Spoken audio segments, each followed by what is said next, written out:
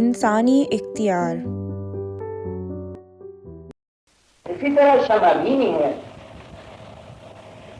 تو شمع بینی اور بلو بینی میں یہ فرق ہے کہ شمع کی روشنی باطن میں داخل ہو جاتی ہے،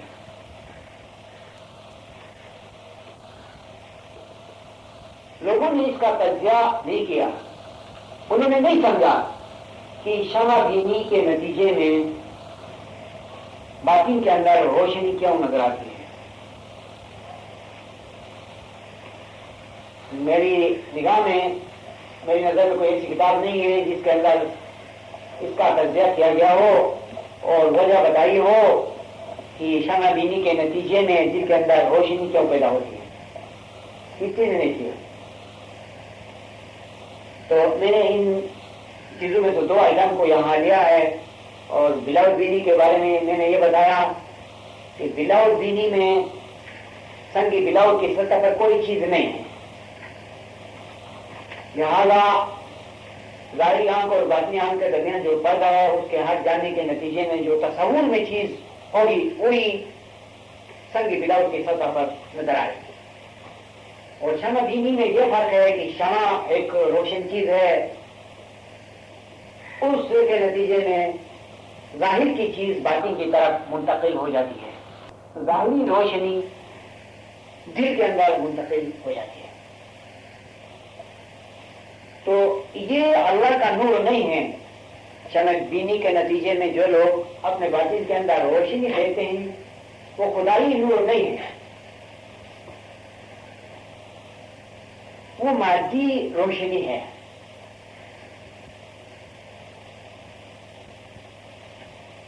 اس جیسی روشنی شمع بینی کی مشقوں کے بغیر بھی روحانیت کے ابتدائی مراحل میں سامنے آتی ہے، وہ بھی اس ظاہری دنیا کی روشنی کا ایک عکس ہے۔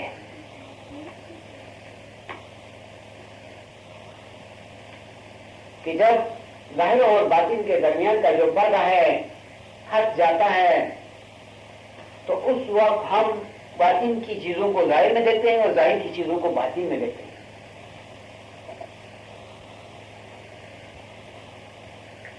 ایک بات مجھے یہاں پر ظاہر آئی وہ یہ کہ آپ نے سنا ہوگا قرآن کا ایک قصہ،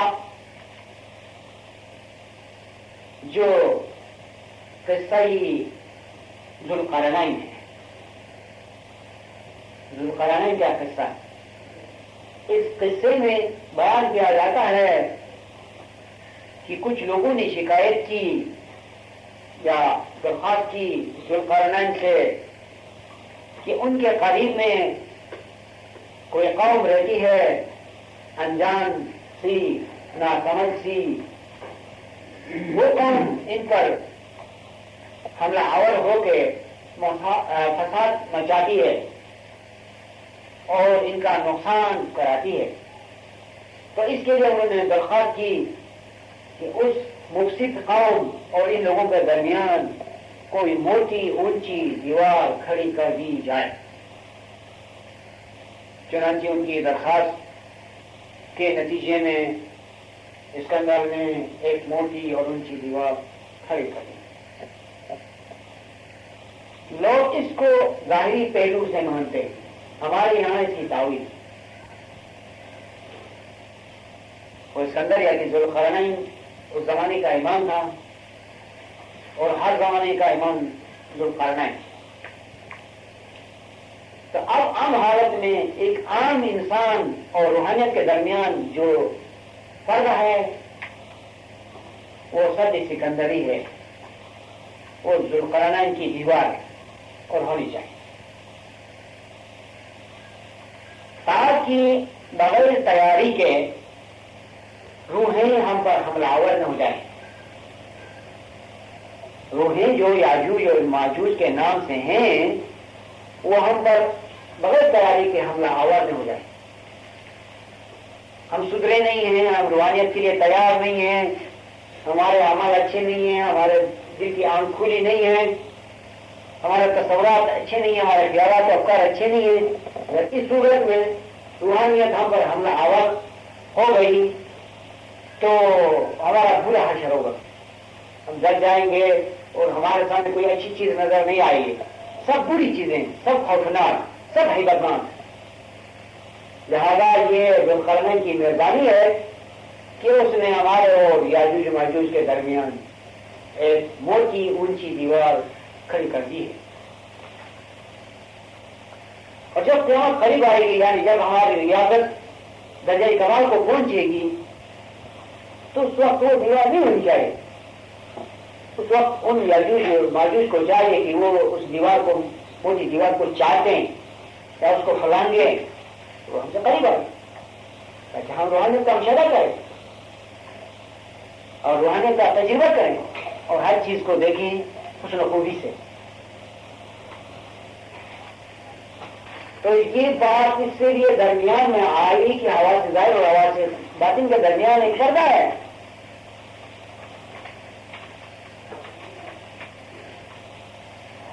اس پردے کو ہم اعمال، ریاضات، عبادات ذکر سے ہٹا سکتے ہیں، پھر اس وقت ہماری دنیا اور آخرت ایک ہو جائے گی۔ کہ نصرت صاحب نے ایک اچھا شہر اس مقام پر کہا ہے، وہ یہ کہ دنیا کا لوکبانی سے بسیار ولی درہ وجودی تست دیوار، دنیا سے لے کر آخرت تک کچھ بھی مسافت نہیں ہے، اور اگر دنیا سے آخرت الگ ہے تو اس کی وجہ تیری اپنی ہستی ہے جو کہ دنیا اور آخرت کے درمیان حائل ہو گئی ہے ایک دیوار کی طرح، اور اگر اس دیوار کو تو ہٹاؤ گے، اگر تو اس دیوار کو تو ہٹائے گا تو پھر تیری دنیا اور تیری آخرت ایک ہو جائے گی۔ تو یہ سب اسکندری ہے کہ پردہ ہے جو ظاہر و باطن کے درمیان ہے۔ جب ہم غلط اور ریاضت سے اس کی تعلیم کریں گے تو اس وقت ہماری روحانیت اور جسمانیت ایک ہو جائے گی۔ اور میں دراصل اس ذمہ داری کے بارے میں بات کرتا تھا کہ انسان میں جو عقل ہے وہ خدا تعالیٰ کی طرف سے بہت بڑی حجت ہے، بہت بڑی ذمہ داری ہے، اور اسی عقل کی وجہ سے مومن پر بڑے بڑے فرائض عائد ہو جاتے ہیں، اور اگر حیوان پر کوئی فرض نہیں ہے عقلی طور پر تو اس کی وجہ صرف یہی ہے کہ اس میں عقل نہیں ہے، اور عقل کے نہ ہونے سے حیوان کو کوئی فضیلت نہیں ہے، کوئی شرافت نہیں ہے، وہ تو عذاب میں ہے جو کہ انسانوں کے ہاتھ سے عذاب اٹھاتا ہے، وہ گویا جہنم میں ہے، جسمانی، روحانی اور عقلی تین قسم کے جہنم عقل کے نہ ہونے سے۔ اور حیوان کے علاوہ دنیا کے اندر جن لوگوں کو عقل نہیں ہے وہ جہنم میں ہے، لیکن عقل کون سی عقل؟ وہ عقل جو مادی کام کرتی ہے، یا وہ عقل جو دین کا کام زیادہ جانے، وہ عقل جس کو صرف دنیاوی علوم حاصل ہے، یا وہ عقل جس کو دینی اور روحانی علوم ہے؟ اگر آپ کو دونوں عقلیں دی جائیں تو ذہنی قسمت، اور اگر آپ کو ایک دی جائے تو کس کو منتخب کریں گے؟ دنیاوی عقل یا دینی عقل؟ وہی بات کہ اگر آپ کو دی جائے تو دونوں دینی چاہیے، اگر دونوں نہیں دی جاتی ہیں، ایک ہی دی جاتی ہے، تو میں سمجھتا ہوں کہ آپ ہمیشہ دینی عقل کو پسند کریں گے، اسی کو منتخب کریں گے، کیونکہ دنیا دو دن کی ہے، کہ کس طرح سے بھی چلتی ہے اور کس طرح سے بھی ہم اس کی زندگی کو گزار سکتے ہیں اور گزار ہو سکتا ہے۔ لیکن دینی عقل نہ ہو، دینی علم نہ ہو، تو پھر اس لا انتہا زندگی کے لیے ہم کیا کریں گے؟ بصورت یہ کہ دینی علم اور دینی عقل نہ ہو۔ اس لیے اگر آپ کو دین کا شعور دیا گیا ہے تو خداوند عالم نے بنیادی طور پر آپ کو بہت بڑی نعمت سے نوازا ہے۔ اب آپ کے ہاتھ میں، اب آپ کے اختیار میں بلائی، بہتری، فضیلت، شرافت، علم، روحانیت سب آپ کے ہاتھ میں ہے۔ نہ کہیں کہ مولا کے ہاتھ میں۔ کلی چابی دی گئی ہے کوٹھی کے تالے کو، آپ کھولے چابی سے، اور اس کے اندر خزانہ ہے، سب کچھ ہے۔ آپ پھر کس چیز کا انتظار کریں؟ چابی جو دی گئی تو اجازت دی گئی کہ آپ کوٹھی میں داخل ہو جائے، بنگلے میں داخل ہو جائے، جس کے اندر سب کچھ ہے، محل میں داخل ہو جائے۔ تو یہ چابی عقل، اور صرف عقل نہیں ہے، اس کے ساتھ نورانی ہدایت بھی، اور ظاہر میں بھی اور باطن میں۔ کامیابی کے جتنے وسائل ہیں وہ سب آپ کو فراہم کیے گئے ہیں۔ کوئی وسیلہ ایسا نہیں ہے جو آپ سے گزار کیا گیا ہو، آپ کو اس کے دینے میں دریغ کیا ہو۔ دریغ نہیں کیا ہے، بے دریغ سب نعمت آپ کے سپرد کر دی گئی ہے۔ آپ کو بہت کچھ نوازا گیا ہے اور سب کچھ دیا گیا ہے، صرف اب ہے کہ اس کو استعمال کریں، اس سے فائدہ اٹھائیں۔ ایک چیز آپ کو ایسا گمان نہ ہو جو ہمارے مذہب کے اندر مولا سے رجوع کرنے اور دعا مانگنے کا طریقہ ہے، اس سے کسی کو غلط فہمی ہو سکتی ہے۔ اس سے یہ سمجھا جا سکتا ہے کہ اب ہمارے ہاتھ میں کچھ نہیں ہے، ہمارے ہاتھ میں بہت کچھ ہے۔ یہ دعا قوت ہے، یہ دعا صلاحیت ہے اپنے آپ کی انکساری کی قوت پیدا کرنے کے لیے اور ادب کو بجا لانے کے لیے۔ یہ ادب ہے کہ ہم کہتے ہیں کہ مولا تو ہی کرنے والا ہے۔ ایک لحاظ صحیح ہے اور دوسرے لحاظ صحیح نہیں ہے۔ مولا نے جو دین کا راستہ بتایا تو سب کچھ دے دیا، پھر بھی اگر ہم کہتے ہیں کہ مولا تو ہی ہے، یہ ہمارا ادب ہے، نہیں کیا حقیقت حقیقت نہیں ہے، ادب ہے۔ ادب کرنا چاہیے، وہ کہنا چاہیے، اور دعا کرنی چاہیے اور مانگنی چاہیے، وہ قوت ہے، وہ صلاحیت ہے۔ جس طرح بادشاہ کا کوئی محتاج کوئی اچھا کام اپنی طاقت سے کر کے پھر اس اچھے کام کو بادشاہ سے منسوخ کرتا کہتا ہے کہ یہ تو آپ کے بخت سے، آپ کی عزت سے، یہ تو آپ کی بدولت ہے، ایسا ہونا چاہیے، کیونکہ وسیلہ اسی نے مہیا کیا ہے، یہ جو عقل دی ہے اسی نے دی ہے، کہ اس کی دی ہوئی عقل سے جو ہم کام کریں گے ہم کریں گے۔ اس میں سمجھنے کی ضرورت ہے، یعنی ایسا نہ ہو کہ ہم اس صلاحیت سے انکار کر بیٹھیں جو اس نے ہم میں عطا کر رکھی۔ ہمارے اندر بہت صلاحیتیں ہیں، بہت قوتیں ہیں، ہم ان سے کام لے سکتے، تاہم شرط ادب یہ ہے کہ اچھے کاموں کو مولا سے منسوخ کریں۔ قرآن میں بھی ایک جگہ پر ہے جو کچھ اچھا ہے وہ خدا کی طرف سے ہے اور جو کچھ برا ہے تو وہ تمہارے نفس کی طرف سے ہے۔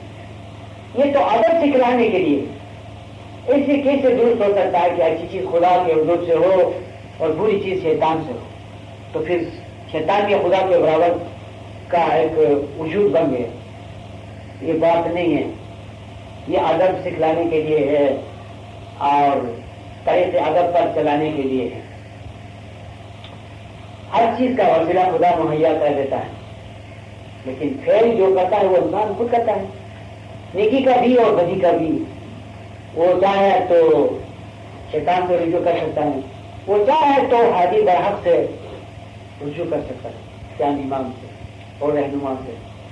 بہرحال امام کو یہ پسند ہے کہ ہم اپنی صلاحیتوں کو سمجھیں، جو کچھ اس نے ہمیں عنایت کی ہے اس کی قدردانی کریں. اور شکر کی ایک صورت یہ ہے کہ ہم خدا کی دی ہوئی نعمت کو صحیح معنوں میں سمجھیں. شکر کچھ زبانی لفظوں میں محدود نہیں ہے کہ ہم زبانی کہیں کہ شکر ہے شکر ہے شکر تو یہ شکر ہو جائے. ٹھیک ہے، یہ بھی شکر کی ایک صورت ہے اور ایک پہلو سے شکر ہے. تمام پہلوؤں سے شکر نہیں ہے. یہ شکر کے بہت سے پہلو ہیں. بولے کہ خدا کی نعمتوں کی حقیقت کو ہم سمجھیں، اختیار کی دولت کو سمجھیں اور اپنی قوتوں کو سمجھیں، اپنی صلاحیتوں کو سمجھیں کہ اس نے ہمارے اندر کیسی صلاحیتیں دے رکھی ہیں.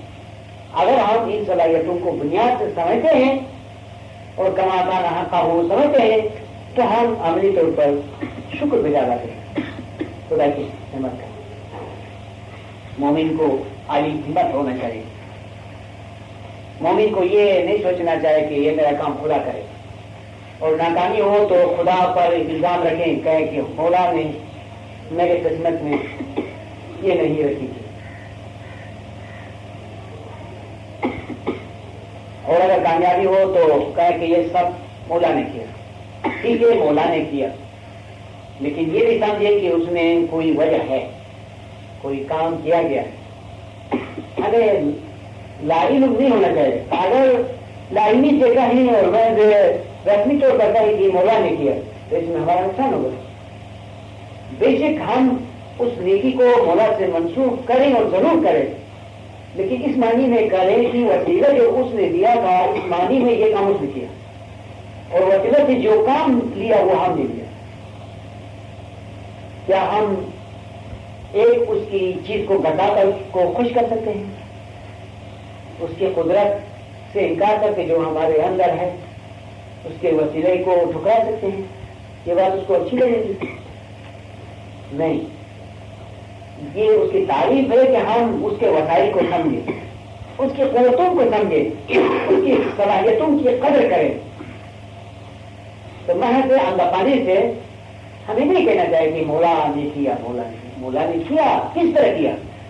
تفصیل سے سمجھے نا، مولا نے کیا اس لیے کیا کہ اس نے صلاحیت دی اور صلاحیت دینا بہت بڑا کام. دنیا کے اندر آپ کسی کو ایک مشین دیتے ہیں، یہ کوئی بڑی مہربانی نہیں ہے آپ کی. آپ مشین بنانا سکھائیں، مشین بنانا سکھائیں. کسی کو جہاز دیا جاتا ہے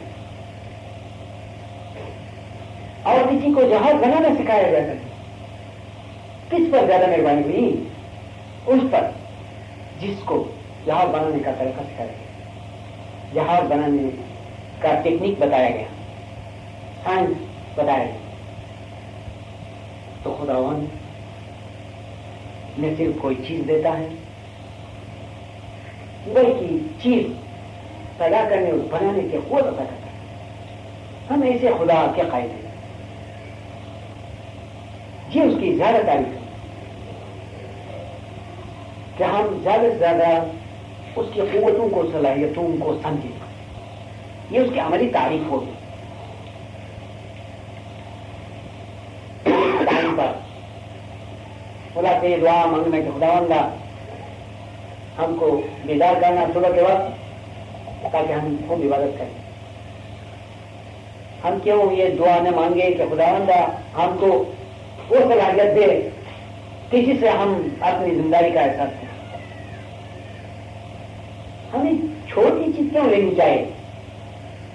حالانکہ امام کا ارشاد ہے کہ مومن کی نگاہ بہت بہت بلندی کی طرف جانی چاہیے. اس کی کیا معنی؟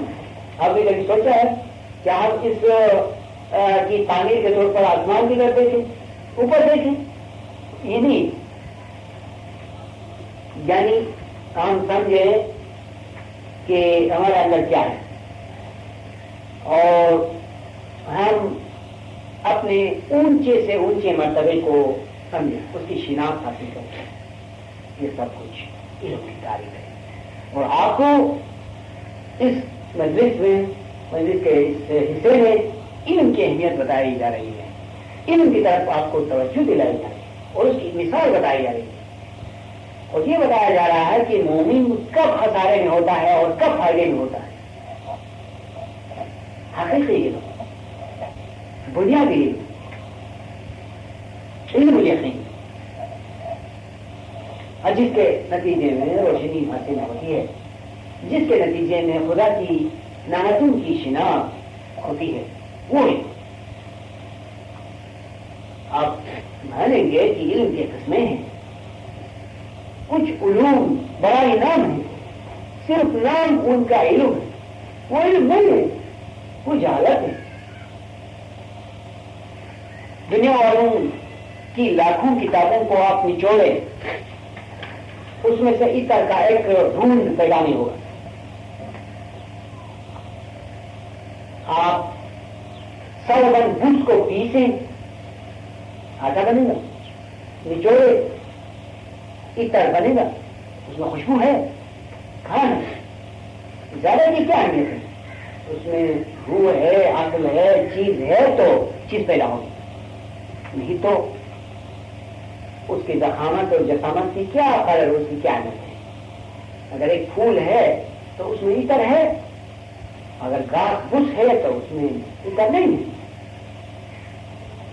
تو اصل چیز اگر تھوڑی ہے تو وہ کافی ہے، اور جعلی چیز بہت زیادہ ہے تو اس کی کوئی اہمیت نہیں ہے۔ عطر کا ایک قطرہ یہاں اور رکھیں، چھڑکائیں تو ساری محفل خوشبو سے مہک اٹھے گی۔ ایک قطرے کی کیا بات ہے؟ ایک قطرہ ہونے کے باوجود اتنے بڑے کمرے میں اور اتنے تمام سارے افراد کے لیے وہ خوشی مہیا کرے گی۔ ایک اگر بتی کو جلائیں کتنی بڑی ہوتی ہے؟ وہ چھوٹی ہوتی ہے، کتنی جلتی ہے؟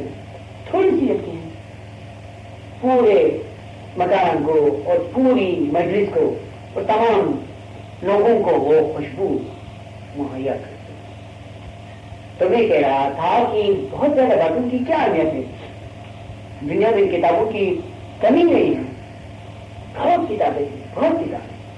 اگر اتفاق سے اس میں کوئی ایسی بات ہے جو پیغمبر کی ہو یا کسی امام کی یا کسی پیر بزرگ کی تو ٹھیک ہے، نہیں تو انہوں نے کہاں سے علم حاصل کیا؟ کون سا سرچشمہ ہے؟ کون سا خزانہ ہے؟ کون سا وسیلہ ہے؟ کوئی نہیں، کچھ نہیں۔ تو کیا ایسی باتوں کا نام ہم علم رکھ سکتے ہیں؟ ان باتوں کو علم قرار دے سکتے ہیں؟ نہیں۔ تو دنیا کے اندر علم دو قسم کا ہے، ایک علم صحیح علم ہے، ایک علم وہ دھوکے کا ہے، لوگوں نے اس کا نام علم رکھا ہے، اس کے لینے میں نقصان ہے۔ عاقل کے نام سے اگر ایسی کوئی چیز جس میں بہت زیادہ ملاوٹ ہو یا اس کو آٹے کی شکل صورت دی گئی ہو، کیا اس کے کھانے سے غذائیت حاصل ہوگی؟ اور جہاں جس ملک میں ملاوٹ ہوتی ہے تو اس ملک کے لوگ بہت ہی کمزور اور صحت کے لحاظ سے گرے ہوئے ہوتے ہیں۔ کیوں؟ ان کو دھوکہ ہو گیا اور اصلی چیز کے نام پر نقلی چیز فروخت ہونے لگی۔ سکے کو لیں، کسی اور چیز کو لیں، اور ہر چیز میں جب ملاوٹ ہوتی ہے تو اس سے بجائے فائدے کے نقصان ہوتا ہے۔ اسی طرح اگر علم صحیح علم نہیں ہے اور علم کے نام پر خواہ کی باتیں ہیں تو بہت نقصان۔ تو اس کی صفائی کے لیے ہر زمانے میں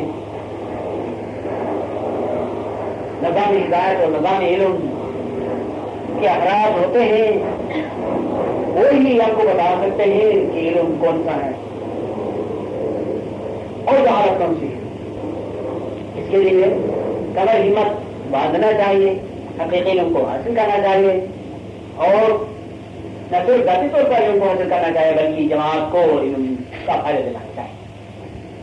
آپ بات دفعہ یہ سوچتے ہوں گے کہ ہم نہ تو وائز نہیں نہ عالم ہیں، ہم کس طرح اس علم کو کیا کریں گے؟